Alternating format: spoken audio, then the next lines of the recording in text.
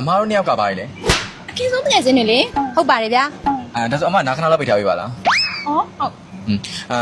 အမအနေနဲ့ပေါ့နော်သူ့မသိစေချင်တဲ့လေးဝက်ချက်လေးရှင်းပြပြပေးပါလား ကျွန်တော်သူ့ကိုချစ်နေရကြပြီဗျဒါပေမဲ့ तू မသိဘူး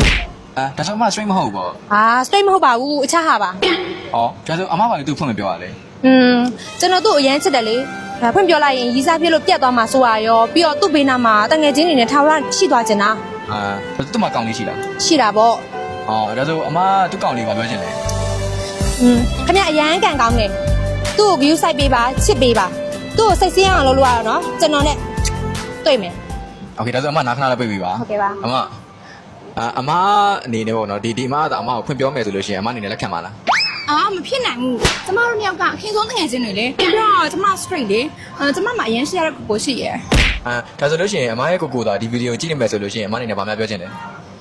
ကိုတူရာကျမကိုတူရာကိုအရင်ချစ်တယ်နော်ဝါလေးချစ်ပြီးဆိုလေကျမကိုယူမယ်မလားယင်